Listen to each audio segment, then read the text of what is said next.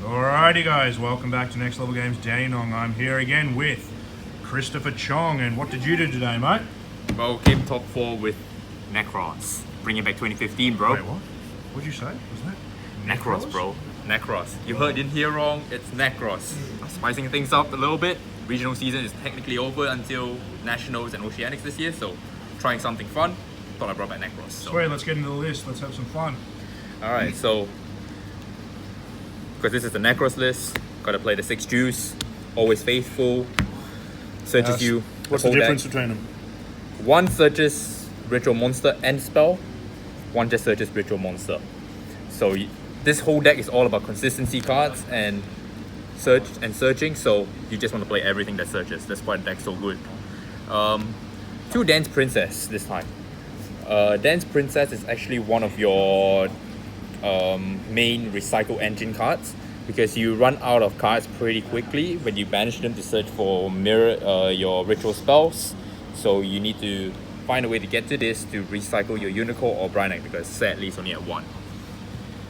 And also, don't forget that this card means it's like a magical meltdown. You can't stop a ritual summon, and your ritual monsters cannot be targeted as well, which is pretty good. Happy with it at 2? I actually think 2 is the perfect number, because you need to recycle your cards, like I said. Then next up, your engine, 3 Clothless, 1 Unicorn and 1 Brainiac. 1 of each because it's at 1. 3 Clothless because Clothless is probably your best card right now, and it's your engine card, gets you to your ritual spells. And you need this most of the time to summon your utility cards, which is we're gonna get in a second. But yeah, Unicorn, people forget that Unicorn stops extra deck monsters, and this card is just a blowout in this current format. So when you summon this and you just leave it there and people can't answer it with extra deck monsters, it's pretty good. Also, Clothless can be activated in a damage step, can negate extra deck monsters, and drops the attack to 0. So this card is a very good defensive card as well. One amazing thing about Unicorn is it's level 4.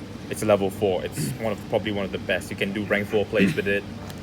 And Brainiac, you never ever summon it, but it's only just there just to the best cards. enabler. Yeah, it's probably the best card.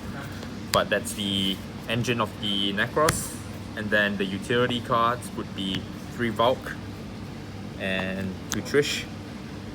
The weakened down Trish. Yes. So Valk, let's talk about it.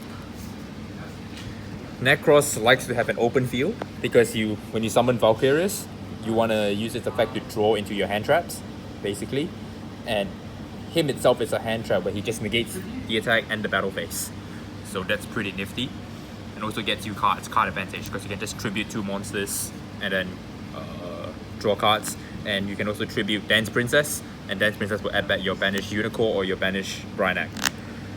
Trishula, no one have to say anything about it. Trish is just Trish. It's great. Trishing people is always fun. And The only downside is they just need to have cards everywhere. that's the only problem. But people usually keep cards in hand, because like you play ABCs, they will definitely have a card in hand because they want to use Buster. You play against True Draco, they'll always have cards in your hand because Amano and Water is a thing. You play against Dinosaurs, they'll definitely have a baby in hand because they want to pop it with Conductor. So every deck you usually will have cards in hand. So rarely you'll ever see no hands, and it's great. And that's all the Nekroz that I play. And the second engine I'm playing is the Kaijus. Yep. Needless to say, Masterpiece is an ass of a card. You gotta out it somehow, and Kaijus are probably the quickest answer. Also, ABC, Conductor, all the boss monsters, you just use this, you out it. And there is actually a very neat combo with this, which I will get to it at the end. But these are not just beat sticks, they are also utility cards you can go into rank plays. Just also you can use it to play without disruption. Yeah, basically. And the only hand trap I play, which is Ash Blossom. I mean, it is probably the best hand trap at the moment. It just stops pretty much everything. It's very reactive, so I prefer this over cards like Gamma. It's pretty gimmicky, because if they don't stop anything before you commit a monster, it's dead. Whereas Ash, you can stop a Gamma. Plus, if that happens, you can stop so many stuff. You can stop Desires, Duality. Stops double Evo Pill. Stops Pill. So this card is clutch, always. And that's all the monsters I run. And for the spells, 3 Kaleidoscope, 2 mirrors, and 1 cycle. This has become like the best ritual spell at the moment, because this is how you can summon your Valk and your Trish a lot quicker, because you summon it next to Colossus. That's why Colossus is probably the best card. And you just start trishing people, doing Valk stuff, and it's great. And you can even summon this with Unicorn and Valkyrius by sending a level 12, and you just do your thing. Mirror, needless to say, that's one of your ways to get the Trish. When you have Brynak and Colossus in the graveyard, you just use Mirror, you get to it. And Cycle is there because you can cycle your Unicorns, and you can use Dance Princess as your tribute fodder to add back your banished cards. So how'd you find this ratio? I think this is probably the best ratio for your Nekroz ritual spell lineup, because this means you can ritual summon 3 times if you want to, but normally you're only doing it once or twice. And you always have access to them, pretty You much. will always have access, because the standard play would be you summon Mandrew, you get Unicorn, you make Diamond Dyer, you have an empty field, you banish it, any of this ritual spell with a Nekroz monster, and you search another spell. So that's how you keep gaining advantage, basically. And it's a lot of setup. This deck loves to set up, and that's why Valk is probably one of the best cards, because it stops the battle phase. If they can't clear your monsters, you have more advantage that way, and you just play a resource war with them. So that's all the Nekroz spells I play. And then the rest is all consistency cards again. Because it's back at 3, play 3 prep, of course. Card's amazing. Gets you straight to Colossus, Unicorn, and Brynak. And sometimes you just need that extra 1 more piece, and then you can do your plays. Also helps you recycle your Nekroz spells as well, your ritual spells. So nothing much to say here. Rhoda, because Colossus is the best card in the deck. Upstart Goblin for consistency. 39 card deck. Basically. Raigeki to clear boards. And Kaiju Slumber to clear boards as well. Kaiju Slumber's still amazing. This is also one of the best Ash baits you can get, because you want your Mandrews to go off, you want your Brynak, your Colossus all to go off. So you play this, they Ash it, you do your plays. Yeah. You don't have to worry about Ash anymore. And probably the spiciest card in this whole deck, triple evenly match. Yes. Like I said, like So this you don't deck really matter if you lose the die roll or... doesn't matter, because I want to go second anyway, and this deck likes to have an empty field, open field also. So what you can do is you can Valk, you can end the battle phase, and at the end of the battle phase you can drop the evenly match. So it's a nifty combo that you have right here, so I see no reason why not to play it. Sweet, so that's the main deck? So that's the main deck. Let's go into the extra deck. I'm going to play that Lion Link Dog hand. Best card. Best card. With the emphasis on leaving the lion like dog alone. It's a fake card, alright? It's a fake card. Alright, so let's get into the extra deck. 1 Herald, nothing more to say. Kaleidoscope target, you send Herald, you get Unicorn, you search it's a Mandrew after that. Star Eater, because you can summon this with Valkyrius and Colossus. Nothing more to say here. And of course, another 12, so that you can summon Valk with Unicorn or Trish and Colossus. Did you ever think of playing that card Phantom Chaos, the one that copies effects from the grave and attack? Because like you could send a Quasar to the grave and then deal with something else, or do you just find it not consistent? Or do you just like the Kaijus? I just prefer the Kaijus in general, because I want to make the deck as consistent as possible, because that's what Nekroz was, is a consistency deck. And playing gimmicky cards like that just doesn't really help the deck. And then basically rank 4 toolbox, Diamond Dire Wolf, Tornado Dragon, Baguska, Abyss Dweller, Utopias. These are your rank 4s. The best thing about Abyss Dweller is because they're like all water. Yeah, Unicorn actually gets a buff. People forget that now. And so you make Baguska if they force you to go first and you don't really have to play, you sit on Baguska. Tornado Dragon for anything, Diamond Dire Wolf standard play, Abyss Dweller for True Dracos, or any 60 card mill decks. This just to punch over stuff, so basically just toolboxing. Or if you don't have the Kaijus. Basically. If you don't have anything, you just toolbox from your rank. More toolbox, rank 8, Harbinger. This can be made. I made this twice today. Just to seal the game, because once you go through their board and you have Valked them, they are low on resources, and you just sit on this and they basically can't out it, because this also stops attacks as well. You can target itself.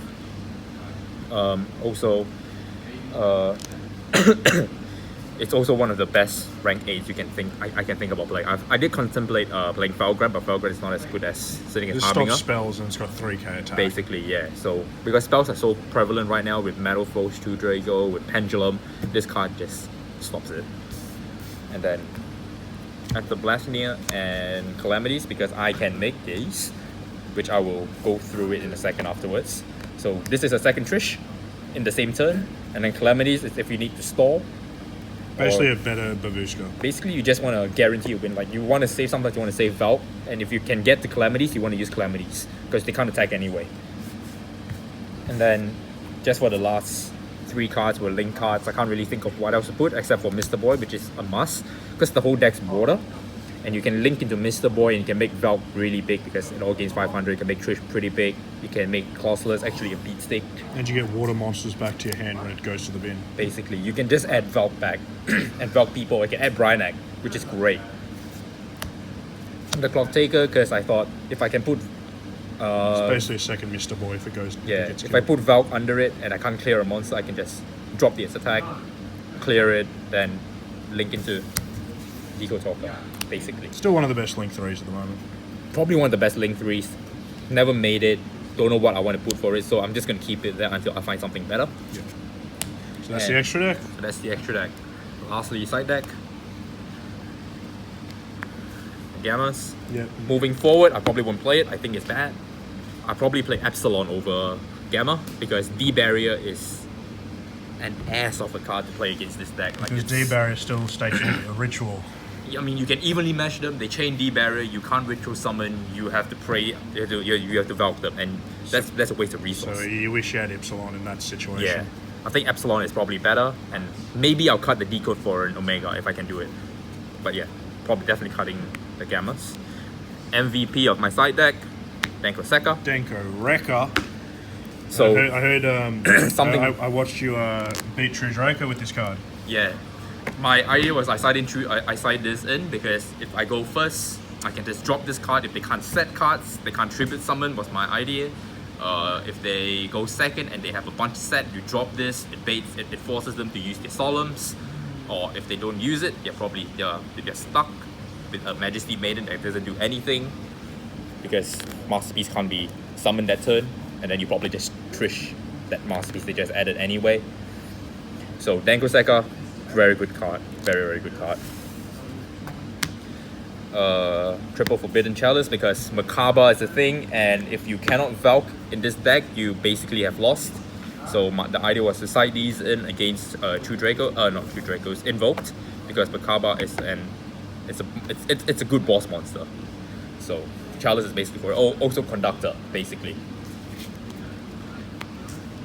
2 Twin Twisters, because back rows are not a friend to Nekroz. You like to play uninterrupted. Yes, you need to play uninterrupted. If you get interrupted at any point, this deck basically it breaks apart by itself.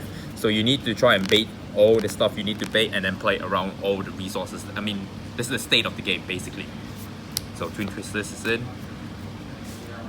And last but not least, if I'm going first, I'm playing Drowning Mirror Forces.